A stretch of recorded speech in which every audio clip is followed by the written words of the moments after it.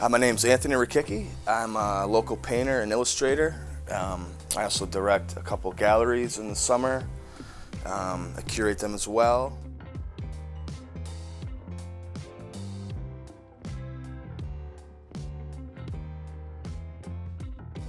Lately, I'm really into landscapes and mixing them with portraiture and surrealism. It's certainly a fun thing to explore. Went through a huge phase in the, I think it was like 2015, 2016, where I'd strictly surrealism, just like the weirdest things I could think of. Melting like faces into landscapes and just being able to explore like, things we already know, like a sunset or, a mountain landscape, and just twist it up, put faces in the skies and anything really to just keep my creative imagination going and keep pushing, and exploring. Well, Jenny Hutchinson's been a huge influence and supporter of my work, and I first met her at Adirondack. Then as she moved to the Hyde, we kind of kept in talks, and she's like, there's a position opening up to draw there as an instructor over the summer. And I mean, I don't have any college degrees in art, or let alone ever taught.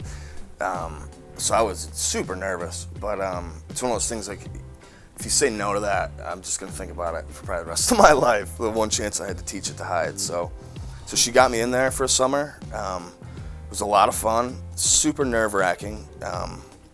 It's one of those things like once you get into the groove and you're kind of talking with someone about something, it kind of just flows more naturally. But leading into each weekend, it was pretty nerve-wracking, but something I would absolutely do again.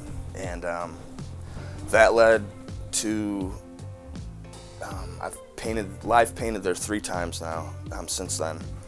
The first one was the face-off battle. It was me and like 9 other artists, and we each had a live model, and we'd sit around them and just like battle, and we'd paint in our own styles and everything.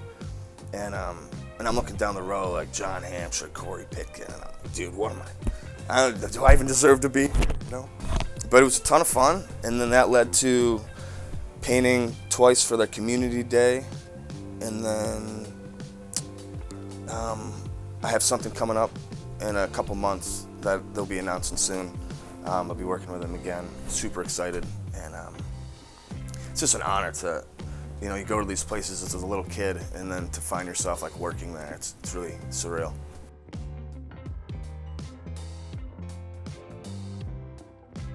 That was Jenny again who proposed tuning in. She had something she started with Adirondack, introduced me to it. I started drawing for it. Basically, we sit in during like dress rehearsals, tech rehearsals, and all the performers will be on stage, and we'll sit there, kind of sketch the scenes, sketch the characters, and then put that show together on exhibit for the duration of the week. That the performance is going, and I did that for 1 year with her, and then Adirondack stepped away from it, and Chad Rabinovitz was like, dude, if you want to direct it and curate it, we need someone, and I didn't hesitate. So I kind of got a couple other artists I knew, brought them on, and the sales have doubled each year in the past 4 years. Since I've been there, so the hype and like people looking forward to it is just more and more of a hype there. And then I proposed that for the film festival. I was like, if you can get me and my team like stills or even access to the films, we could draw scenes as if they were, the theater performers.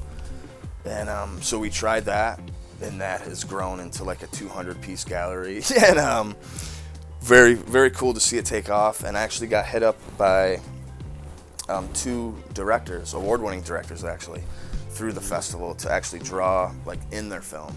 So I'll have a couple pieces actually, showcased in the actual film, which is a tremendous honor. They're both horror, which I love horror film.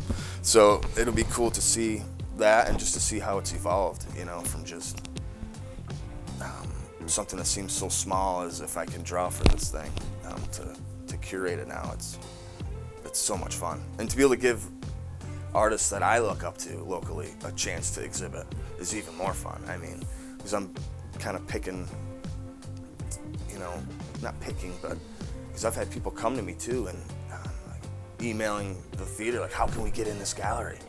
And I get to meet people that way too. So it's so much fun to be able to extend those opportunities out to people. I think is the big thing with being a gallery director. Literally, Brian was sitting in this chair and I was sitting right there, and we're sitting just surrounded by my paintings, and we're like, you know, if we could put a show together where, you know, you book all the bands, I'll book all the artists. We could put like a joint, like rock show, art gallery, and it became rock gallery at Putnam Den, and we did 4 of them, a huge success, we felt, and we were like, we got to try and throw something in the city, you know, in Glens Falls. And we were chatting here one night, and it grew. I think Rock Gallery 4 was 4 bands and 2 artists. And then that summer we did Gem Fest, it was 30 bands and 20 artists. So it was, you know, 10 times the work, but it was like, we got to just try this, you know? And everyone spoke very highly of it, and it's grown into now our 5th year. We got the street shut down last year somehow. They closed the street down for us, and we're gonna push it again this year. A lot of live painters, a lot of live music, and just flood the city with it for a day. It's a lot of fun.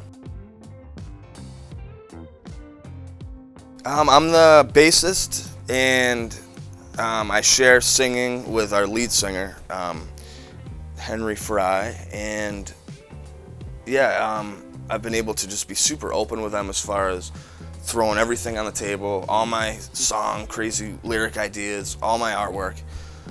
They've been super supportive of kind of letting me just share my honest, you know, creativity with them, and it's been just one of the funnest collaborations or groups I've ever worked with.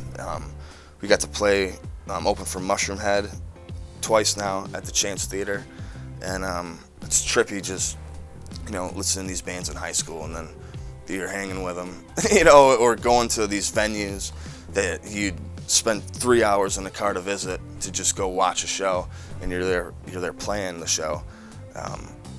Like, just so many dreams have come true with those guys, and it's definitely more to come. It's been just such a fun, creative atmosphere.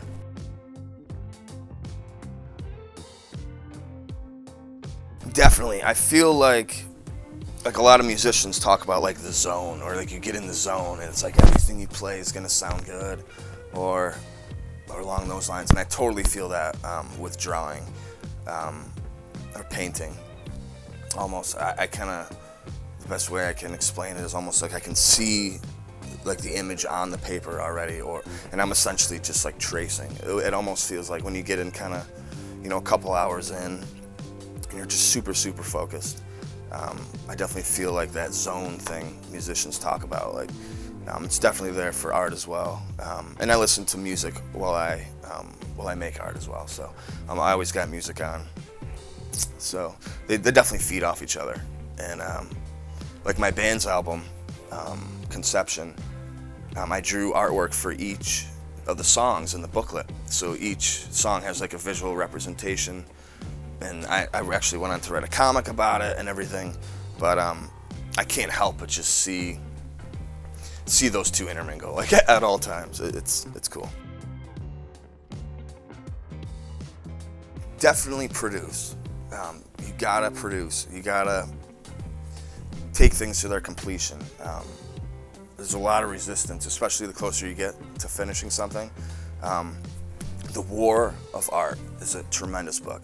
I totally suggest anyone reading that who feels like they can't finish stuff, or that like they can't get over the hump of just sitting down to work. Like, that's the biggest thing, is sitting down to work and finishing stuff. And I think that's the not the only advice, but that's the strongest advice.